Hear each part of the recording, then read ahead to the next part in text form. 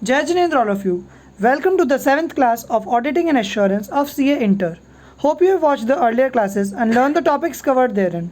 Proceeding further in this video, we will start with Agreement of Audit Engagement Terms, given on page number 1.31 of the study material. So, starting. So the topic is Agreement on Audit Engagement Terms. जब auditor और management के बीच में discussion हो रहा है कि audit करनी है इस फर्म की, तो उस केस में ऑडिटर और मैनेजमेंट को टर्म्स डिसाइड करते हैं जिसके बेसिस पे या फिर उन टर्म्स पे ऑडिटर ऑडिट एक्सेप्ट करेगा. तो कुछ पॉइंट्स होते हैं जिसके बेसिस पे वो लोग डिसाइड करते हैं और वो लोग उसे नोट डाउन करते हैं ऑडिट इंगेजमेंट लेटर में. तो यहाँ पर वो लोग एग्रीमेंट कर रहे हैं उनके बीच में कि इन टर्म्स के बेसिस पे ही हम ऑडिटर ऑडिट करेगा.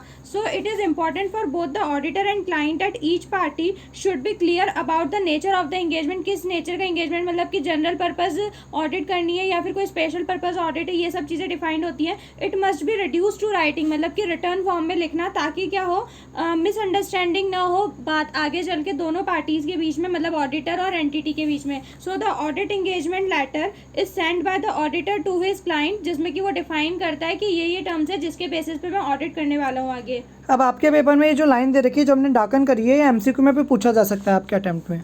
So, Essay 210 agreeing the terms of audit engagement on the subject. It is the interest of both the auditor and the client to issue an engagement letter. मतलब auditor entity को engagement letter issue करेगा ताकि possibility of misunderstanding is reduced to a great extent. अब partnership firm का अगर case है, मतलब कि auditor जो है वो partnership firm की audit करने वाला है, तो वहाँ पर उसको सबसे पहले consideration में partnership deed को लेना पड़ेगा. So first get a clear idea about the nature of the service required by the partnership firm and then ensure with reference to the terms of partnership agreement और से partnership deed that this appointment, मतलब कि वो जो auditor का appointment हो रहा है वो valid है कि नहीं है. अब ऐसे 210 agreeing the terms of audit engagement में जो agreement letter जो होता है, ऑडिट इंगेजमेंट लेटर जो होता है उसके जो कंटेंट्स है, मतलब कि किन किन बेसिस पे रिटर्न डाउन होंगे उस इंगेजमेंट लेटर में, वो ऐसे 210 बताता है. वो बोलता है कि सबसे पहला पॉइंट कवर होना चाहिए objectives and scope of audit. दूसरा, रिस्पॉन्सिबिलिटीज़ क्या है ऑडिटर की. तीसरा, रिस्पॉन्सिबिलिटीज़ क्या है मैनेजमेंट की. मैनेजमेंट की रिस्पॉन्सिबिलिटीज़ हमने ऊपर भी पढ़ी थी प्री कंडीशन में कि मैनेजमेंट की रिस्पॉन्सिबिलिटीज़ होती हैं. उसके बाद आता है कि identification of the applicable financial reporting framework. Entity पे कौन सा रिपोर्टिंग फ्रेमवर्क एप्लीकेबल है, इंड एस के हिसाब से बनाया उसने या एएस के हिसाब से बनाया. उसके बाद अगर ऑडिटर को कोई और स्पेशल रिपोर्ट भी इशू करनी है साथ के साथ, तो उसका भी रेफरेंस वो इंगेजमेंट लेटर में देगा. उसके बाद आता है रिकरिंग ऑडिट्स. यहाँ पर उससे पहले एक एमसीक्यू आ रहा है. If law regulation prescribes in sufficient details the terms of audit engagement. अगर किसी लॉ ने या फिर किसी रेगुलेशन ने पूरी डिटेल हमारे को ऑडिट एंगेजमेंट की दे रखी है टर्म्स की कि आपको ये रखनी है, तो auditor need not record them in return agreement. फिर ऑडिटर को उस एग्रीमेंट उन टर्म्स को लिखने की रिटर्न एग्रीमेंट करवाने की जरूरत नहीं है, except for the fact that such law regulation applies.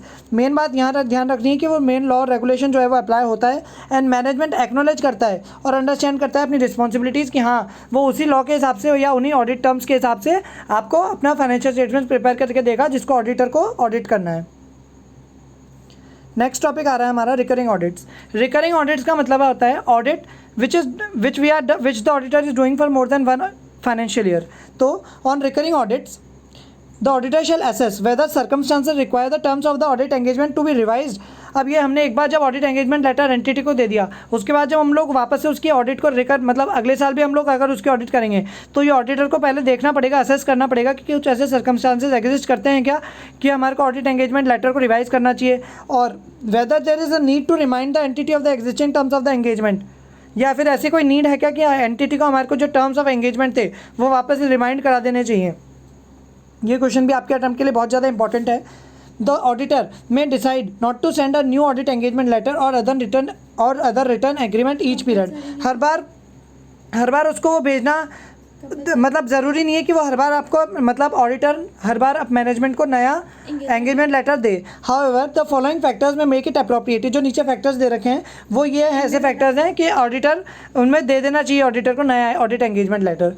The following factors में make it appropriate to revise the terms of the audit engagement और to remind the entity of the existing terms. पहला point यहाँ पे हमारे पास आ रहा है, any indication that the entity misunderstands the objective and scope of the audit.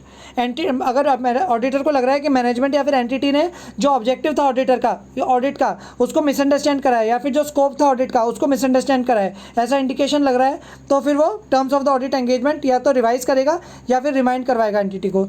Any revise और special terms of the audit engagement, अगर कोई बाद में जाके कोई स्पेशल टर्म या फिर नई टर्म मैनेजमेंट देता है ऑडिटर को, तो फिर वो ऑडिट एंगेजमेंट लेटर को रिवाइज करेगा। Recent change of senior management का चेंज हो रहा है। रीसेंट चेंज इन ओनरशिप, पहले हम लोग प्राइवेट लिमिटेड कंपनी थे, अब पब्लिक लिमिटेड हो गए हैं। या फिर सिग्निफिकेंट चेंज इन नेचर और size of the entity of the business, पहले हम लोग प्रोप्राइटरशिप थे, अब पार्टनरशिप या फिर कंपनी हो गए हैं।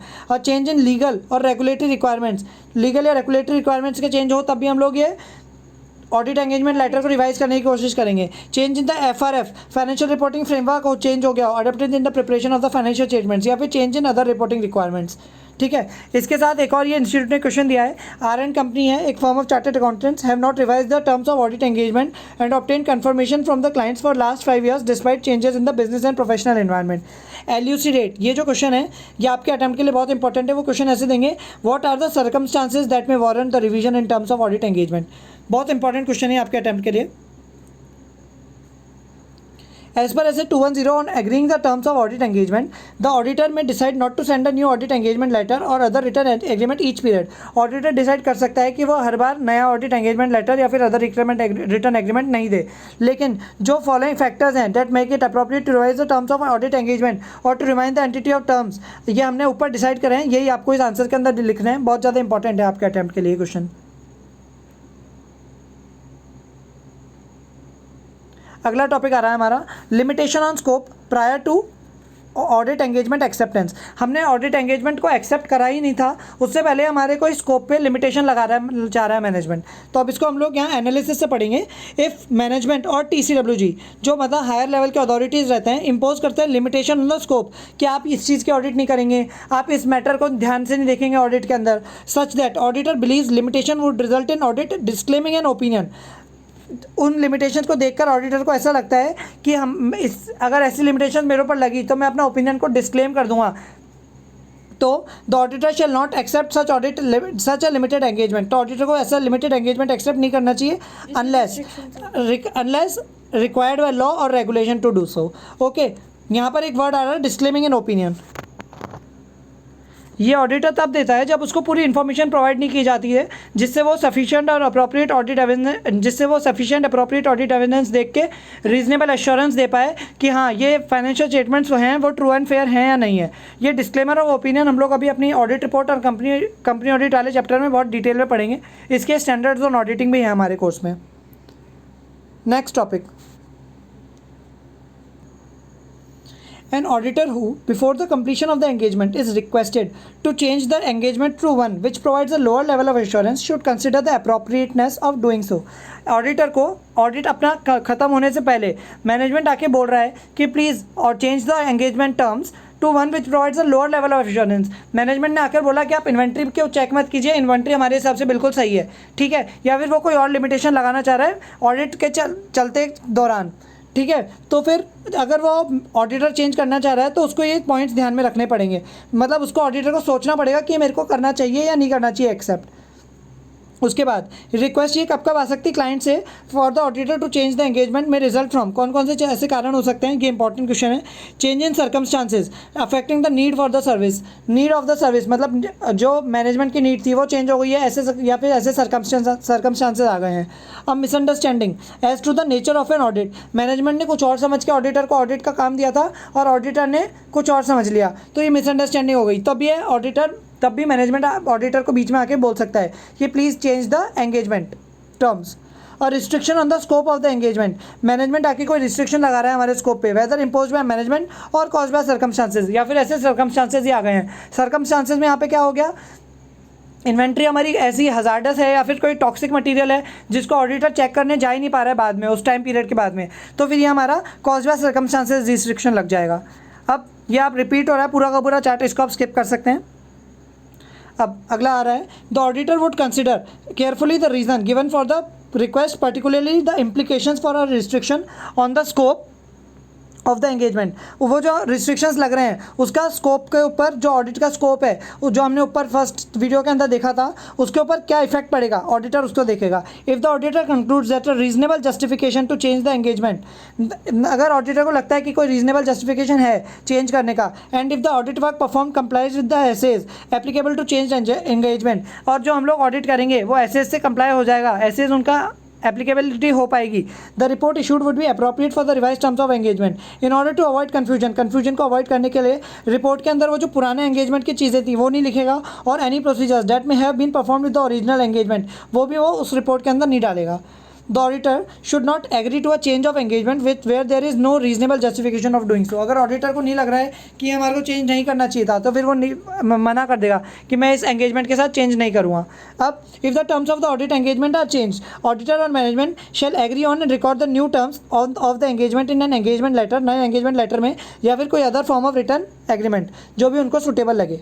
If the auditor is unable to agree to a change of the terms of the audit engagement and is not permitted by management to continue the original audit engagement, auditor unable मतलब agree नहीं करना चाहता है change of the terms को, और वो management उसको permit भी नहीं कर रहा है कि आप इन्हीं ओरिजिनल ऑडिट एंगेजमेंट के साथ कंटिन्यू करो, तो ऑडिटर क्या करेगा, विड्रॉ कर देगा from the audit engagement where possible, अगर पॉसिबल है तो अंडर एप्लीकेबल लॉ और रेगुलेशन. एंड अगर ये देखेगा कि कोई ऑब्लिगेशन बनती है क्या उसकी कॉन्ट्रेक्चुअल या फिर otherwise to report the circumstances to other parties such as TCWG, owners या फिर रेगुलेटर्स या फिर मैनेजमेंट. ठीक है, अगला क्वेश्चन आ रहा है, ये क्वेश्चन बीच में इंस्टीट्यूट ने न जाने क्यों डाला है, अलग से एंटीक क्वेश्चन आ रहा है ये बीच में, तो ये देखिए आप question. Question is, Messrs. Suresh Chand and company have been appointed as an auditor of SC Limited for the financial year 14-15. वहाँ पर CA Suresh, one of the partners of Messrs. Suresh Chand and company, उसने पूरी audit complete करी bye 29 मई, लेकिन 30 मई को ही क्या हुआ कि उसका सुबह एक्सीडेंट हो गया जिसके कारण उसकी डेथ हो गई. So final audit report is signed by CA Chandra, another partner of Messrs. Suresh Chand and company, therefore signed the accounts without reviewing the work performed by CA Suresh वो जिसकी डेथ हो गई. तो यहाँ पर एक ऑडिटर ने क्या करा, दूसरे ऑडिटर का जो वर्क था उस पर बिना देखे कि बिना उसका वर्क को रिव्यू करे उसने साइन कर दिया. तो अब यहाँ पर ये बताना है कि उसने जो करा है वो सही है कि नहीं है. State with reasons whether CA Chandra is right in expressing an opinion on the financial statements the audit of which is perform by the another auditor. So यहाँ पर starting with the first para, यहाँ पर सबसे पहले तो basic हम लोग को अगर कोई भी केस स्टडी का आंसर लिखना होता है तो सबसे पहले हमें बेसिक पैरा देना होता है कि ऐसे क्या बोलता है. तो ऐसे 220 quality control for an audit of financial statement बोलता है कि अगर कोई इंगेजमेंट पार्टनर है जो कि मतलब कि ऑडिट इंगेजमेंट एक्सेप्ट कर रहा है तो उसको जब ऑडिट परफॉर्म कर रहा होगा तब उसको रिव्यू प्रोसीजर्स जो है उन्हें फॉलो करना पड़ेगा. अब रिव्यू प्रोसीजर्स क्या, जैसे कि वर्क जो है वो परफॉर्म हुआ in accordance with professional standards and regulatory requirements, significant matters जो हैं उनको रेज करा गया है फॉर फर्दर कंसिडरेशन, और अगर उसके बाद एप्रोप्रिएट कंसल्टेशन मतलब कि TCWG लेवल पे कोई कंसल्टेशन या कोई डिसीजन लिया गया है तो वो कंक्लूजन जो है उसको डॉक्यूमेंट करा गया है कि नहीं करा गया. There is a need to revise the nature timing and extent of work perform, क्योंकि हम लोग जो नेचर टाइमिंग एंड एक्सटेंट है जब हम लोग ऑडिट को प्लान करते हैं तभी हम लोग डिसाइड कर लेते हैं कि इसमें इतना टाइम देना, इसमें इतना टाइम देना, उसके बाद उनको चेंज करने की ज़रूरत है क्या. अगर कोई हमने वर्क परफॉर्म करा है तो उसके लिए जो हम लोगों ने कंक्लूजन जो रीच करें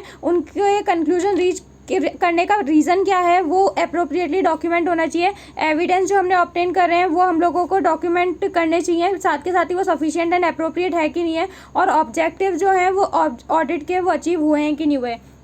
also one of the basic principle is that the auditor का जो प्रोफेशनल रिस्पॉन्सिबिलिटीज़ होती है और and which should be complied with when ever an audit is carried, तो ऑडिटर को उसका वर्क को डेलीगेट करना पड़ता है उसके असिस्टेंट्स को. तो अगर वो वर्क को डेलीगेट भी करा है लेकिन अल्टीमेटली रिस्पॉन्सिबिलिटी तो ऑडिटर की होगी. जैसे कि हम लोग अपनी फॉर्म्स में होता है कि CA जो होता है वो उसके आर्टिकल्स को ऑडिट करने के लिए बोलते हैं, लेकिन अल्टीमेटली रिपोर्टिंग रिस्पॉन्सिबिलिटी तो ऑडिटर की होती है. तो यहाँ पर उसको ऑडिटर को अपनी एडुकेट स्किल्स लगानी पड़ेंगी और केयर के साथ उसको ऑडिट रिपोर्ट बनानी पड़ेगी. वो उनके नीचे उसके असिस्टेंट्स के वर्क पे डायरेक्टली बिलीव नहीं कर सकता या फिर डायरेक्टली उसके बेसिस पे ही वो ऑडिट रिपोर्ट फाइल नहीं कर सकता. So fundamental principle which is ethically required as per code of ethics. उसके बाद आता है अब हम लोग को हमारा आंसर फॉर्म करना है. तो however the auditor should carefully direct, supervise and review the work delegated, हमने पढ़ लिया. He should obtain a reasonable assurance that the work perform by the other auditor, expert and assistant is adequate for his purpose और not.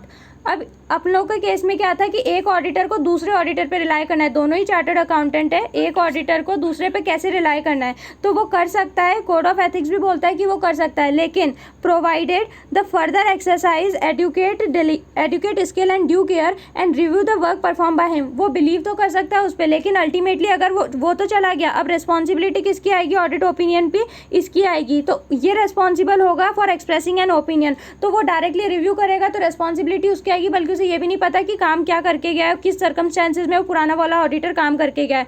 तो उसको पूरे skill and due care के साथ पहले उसके वर्क को एक बार रिव्यू करना पड़ेगा, उसके बाद जो उसने कंक्लूजन्स पे पहुंचा है वो उस पर वो साइन करके ऑडिट रिपोर्ट फाइल कर सकता है।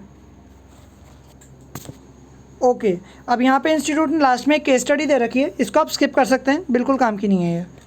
लास्ट में समरी दे रखी है चैप्टर की, एक बार आप इसको रीड कर सकते हैं, आपको पूरा चैप्टर रिवाइज हो जाएगा इससे। अब इसमें क्वेश्चन आंसर्स हैं, इस क्वेश्चन आंसर्स के लिए हम लोग अगली वीडियो में आएंगे। We hope you are liking these videos. Please give your responses in the comment box below. Learn the topics covered in the video hand to hand so that audit may not become burdensome.